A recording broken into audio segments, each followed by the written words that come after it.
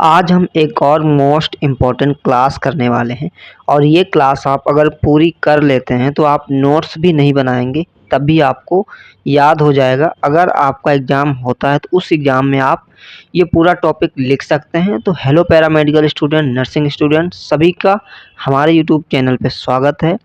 और हम आज आपको पढ़ाने वाले हैं हाइपोटेंशन। हाइपोटेंशन का मतलब क्या होता है? लो ब्लड प्रेशर। मतलब आपका जो बीपी है वो क्या हो जाता है? कम हो जाता है। कितना हो जाता है? 90 और 60। मतलब साइस्टोलिक 90 और डायस्टोलिक 60। तो वो कंडीशन क्या कहलाती है? वो कंडीशन कहलाती है हाइपोटेंशन। तो हाइपोटेंशन आज हम पूरी क्लास कराएंगे और यकीन मानो अगर आप पूरी क्लास कर लेते हो तो आपको बहुत अच्छे से समझ में आ जाएगा। हम आपको हिंदी और इंग्लिश दोनों में एक्सप्लेन करेंगे और आप क्लास करने के साथ साथ नोट्स भी बनाते चलिएगा। ये सभी जो नोट्स हैं वो आपके लॉन्ग लाइफ काम आएंगे, तो इसलिए आपको नोट्स ज़रूर बना लेना है। तो चलिए फिर हम वीडियो को स्टार्ट करते हैं। सबसे पहले हम देखेंगे क्या? हाइपोटेंशन की डिफिनीशन। तो आपको क्या करना है? हाइपोटेंशन की डिफिनीशन आपको नोटबुक में लिख लेना है। तो सबसे पहले देखते हैं, अगर आपके एग्ज़ाम में आ जाता है तो आप किस तरीके से डिफिनीशन लिखेंगे। और आप कम्पिटिटिव एग्ज़ाम की भी प्रिपरेशन करते हैं तो उसमें भी इस तरीके से क्वेश्चंस पूछे जाते हैं, तो आपको पता होना चाहिए। तो सबसे पहले hypotension is defined as a condition in which blood pressure is lower than normal. तो हाइपोटेंशन कौन सी कंडीशन को डिफाइन करता है? जिसमें क्या होता है कि ब्लड प्रेशर जो है अपने नॉर्मल से कम हो जाता है, लो हो जाता है। टाइपिकली साइस्टोलिक प्रेशर लेस देन, जो आपका साइस्टोलिक प्रेशर होता है वो क्या होता है? 90 mmHg से कम हो जाता है। And diastolic pressure less than 60 mmHg। तो जो आपका डायस्टोलिक प्रेशर होता है वो क्या होता है? 60 mmHg से कम हो जाता है।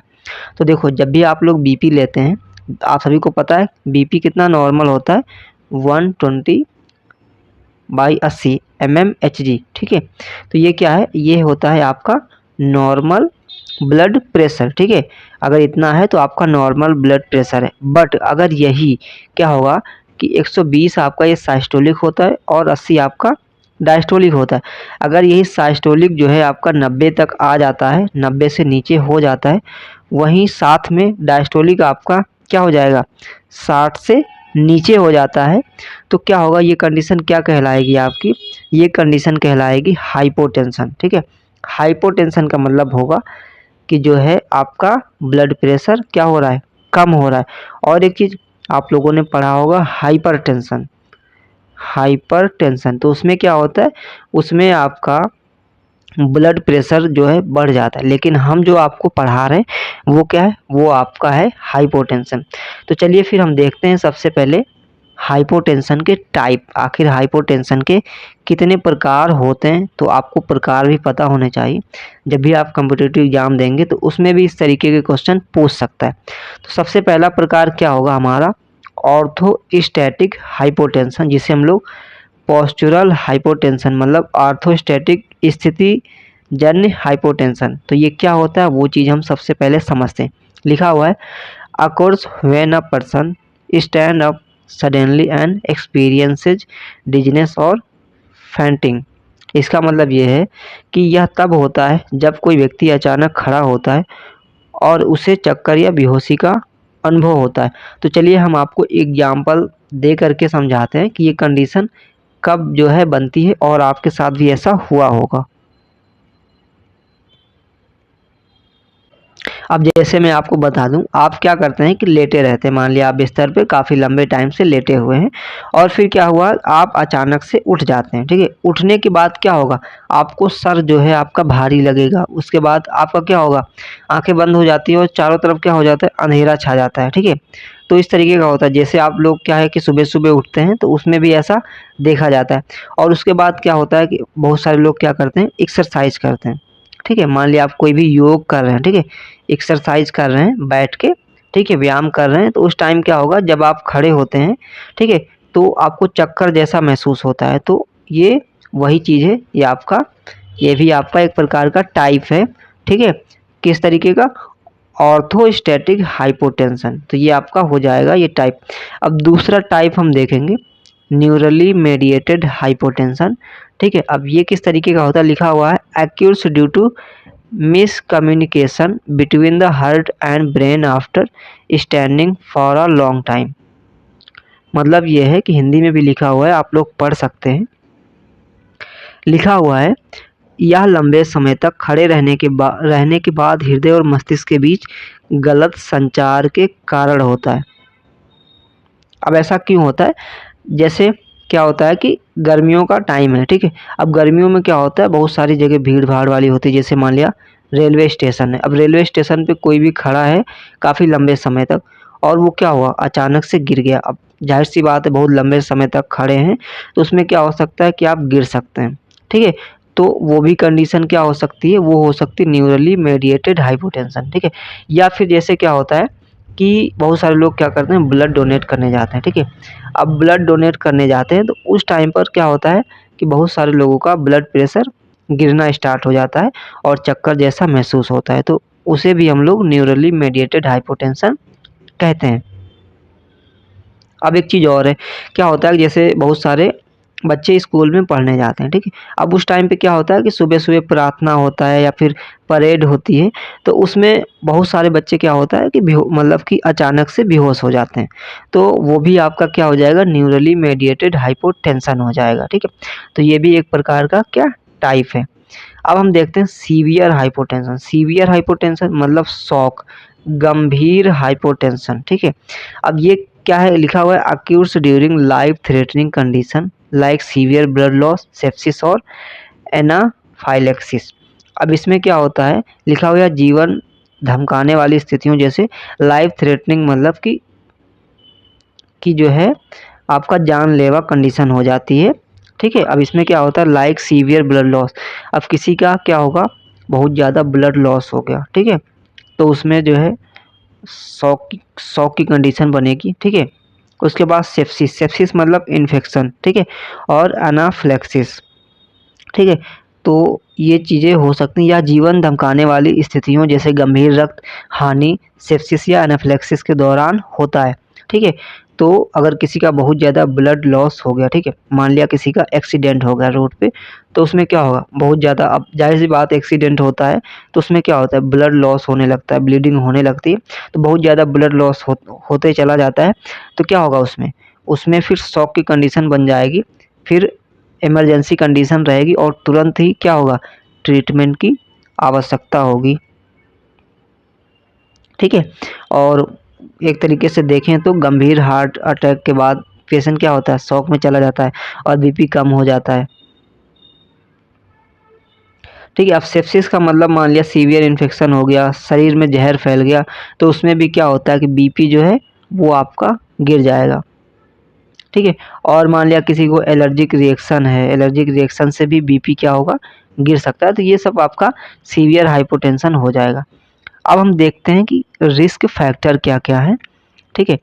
रिस्क फैक्टर क्या-क्या होंगे, लिखा हुआ है डिहाइड्रेशन, ये आपका रिस्क फैक्टर हो सकता है, निर्जलीकरण, loss of fluids, reduce blood volume leading to low blood pressure, तरल पदार्थों की कमी से रक्त मात्रा घटती है जिससे क्या होगा, रक्तचाप कम हो जाता है,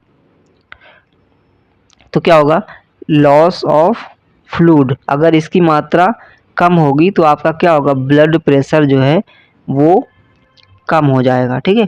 तो इसकी कंडीशन में भी आपका हाइपोटेंशन कंडीशन बन सकती।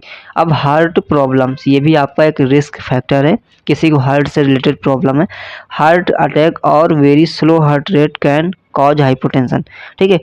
हृदयघात, अगर किसी को हार्ट अटैक आया है या फिर वेरी स्लो हार्ट रेट, ठीक है, बहुत धीमी हृदय गति से हाइपोटेंशन हो सकता है, तो ये भी कंडीशन क्या है, हाइपोटेंशन कॉज कर सकती है।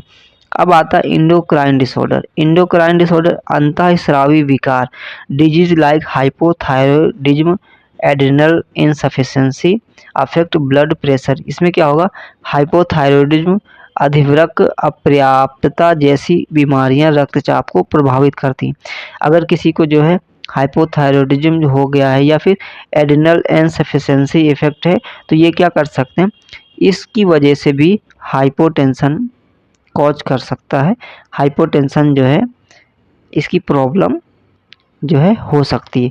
तो ये आपका रिस्क फैक्टर हो जाएगा। ठीक है, ब्लड लॉस, सीवियर इंजरी और internal bleeding can lower blood pressure. गंभीर चोट या आंतरिक रक्तस्राव से जो है रक्तचाप गिर सकता है। अगर किसी को गंभीर चोट है और इंटरनल ब्लीडिंग हो रही है तो उसमें भी क्या होगा, हाइपोटेंशन हो जाएगा। मेडिकेशन, ठीक है, अब मेडिकेशन से भी होता है, जैसे diuretics, anti depressants and other drugs में कॉज हाइपोटेंशन। तो अगर देखा जाए तो अगर ये दवाएं जो है किसी को दी जा रही तो ये दवाएं भी क्या होगा, हाइपोटेंशन का कारण बन सकती हैं। तो डायरेटिक्स, ठीक है, एंटी डिप्रेसेंट्स या फिर अदर ड्रग्स जो भी हैं वो क्या है कि आपका जो है हाइपोटेंशन कॉज कर सकते हैं। ठीक है, अब हम देखेंगे पैथोफिजियोलॉजी। देखो पैथोफिजियोलॉजी यहाँ पर काफ़ी आसान लैंग्वेज में है, तो इस तरीके से आप लोग जो है नोट्स बना सकते हैं फ़िलहाल। ठीक है, तो काफ़ी आसान लैंग्वेज में लिखा हुआ है, अगर पैरामेडिकल स्टूडेंट है तो उनके लिए इतना इनफ रहने वाला है फ़िलहाल। तो चलिए हम आपको अच्छे से एक्सप्लेन कर देते हैं। लिखा हुआ है, hypotension occurs when there is inadequate blood supply to organs like the brain, heart and kidney। Hypotension तब होता है जब मस्तिष्क, हृदय और गुर्दों जैसे अंगों को पर्याप्त रक्त आपूर्ति नहीं मिलती है। तो क्या होगा, जो आपका ब्रेन है, हार्ट है और किडनी है, इसको क्या होगा, इसको ब्लड पर्याप्त जो है क्या होगा, ब्लड जो है पर्याप्त नहीं मिलेगा। जितना ब्लड मिलना चाहिए उतना ब्लड नहीं मिल पाएगा। ठीक है, तो हाइपोटेंशन हो जाएगा। ठीक है, अब उसके बाद it result in symptoms like dizziness, fainting and in severe cases shock. यह चक्कर आना, बेहोशी और गंभीर मामलों में शॉक जैसे लक्षण उत्पन्न करता है। ठीक है, तो ये चीज़ें आप लोग क्या लिख सकते हैं पैथोफिजियोलॉजी में। अब हम देखेंगे क्लिनिकल मैनिफेस्टेशन। अब क्लिनिकल मैनिफेस्टेशन क्या क्या होने वाले हैं वो चीज़ें आपको समझना है। ठीक है, अगर ये चीज़ें आपको दिखती हैं तो आपको क्या करना है, अपना बीपी जरूर चेक करना है। तो सबसे पहले डिजनेस, डिजनेस का मतलब होता है क्या, चक्कर आना। ठीक है, डिजनेस मतलब चक्कर आना। फेंटिंग, फेंटिंग मतलब होता है बेहोशी, क्या होना, बेहोशी छा जाना। ब्लड विजन, धुंधली दृष्टि, क्या होगा, धुंधली। फैटिग, फैटिग मतलब होता है थकान। ठीक है, उसके बाद नोजिया, नोजिया मतलब होता है मितली। आप लोगों ने नोजिया और वोमिटिंग जरूर पढ़ा होगा, तो इसमें नोजिया की बात की जा रही है जिसमें उल्टी जैसा आपको महसूस होना। ठीक है, अब आते हैं डायग्नोसिस। ठीक है, किस तरीके से आप लोग डायग्नोसिस करेंगे, तो ये चीज़ें आपको नोट्स बनाते चलना है प्रॉपर। तो क्या होगा कि ये नोट्स आपके हमेशा काम आएंगे, लॉन्ग लाइफ। ठीक है, ब्लड प्रेशर मेजरमेंट, रक्तचाप मापन। अब इसमें क्या करना है, सबसे पहले आपको ब्लड प्रेशर मेजर करना है।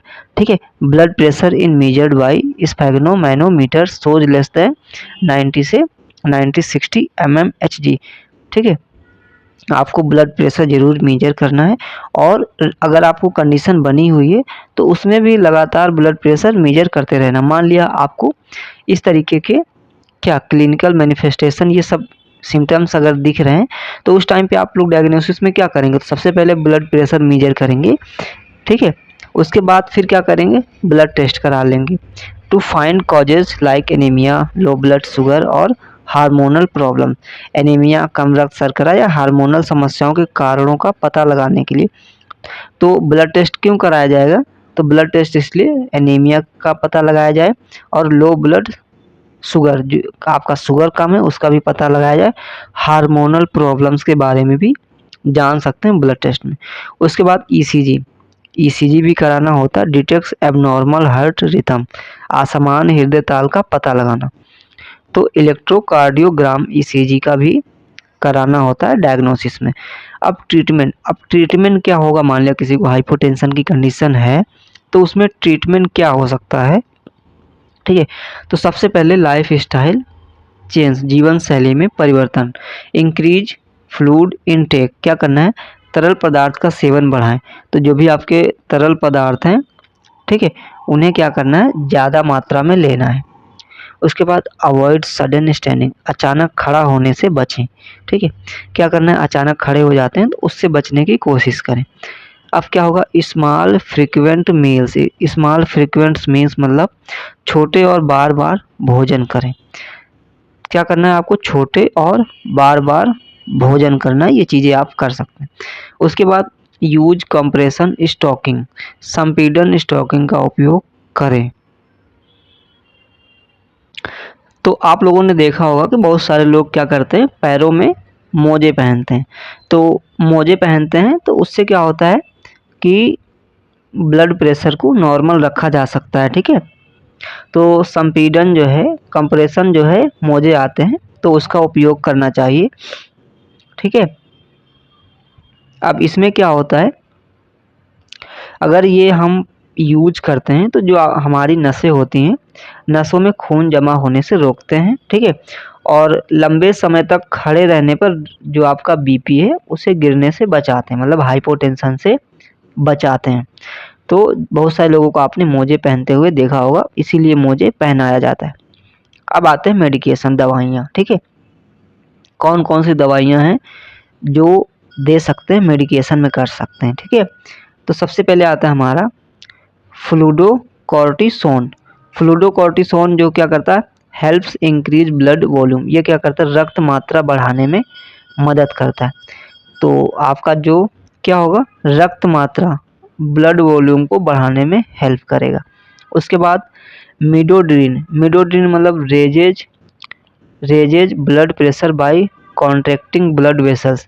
रक्त वाहिकाओं को संकुचित करके रक्तचाप बढ़ाता है। तो ये क्या करेगा, आपकी जो ब्लड वेसल्स हैं उन्हें क्या करेगा, कॉन्ट्रैक्ट करेगा और ब्लड प्रेशर को बढ़ाएगा, ठीक है। तो ये हो गया हमारा। अब कॉम्प्लिकेशन क्या क्या हो सकते हैं हाइपोटेंशन के, ठीक है। अगर किसी को हाइपोटेंशन है तो क्या क्या हो सकते हैं, shock, life threatening emergency due to extremely low blood pressure, बेहद कम रक्तचाप के कारण जीवन धमकाने वाली आपातकालीन स्थिति, मतलब शॉक की कंडीशन हो सकती है जिसमें लाइफ थ्रेटनिंग मतलब जानलेवा कंडीशन, एक इमरजेंसी कंडीशन बन जाएगी जिसमें जान भी जा सकती है, ठीक है।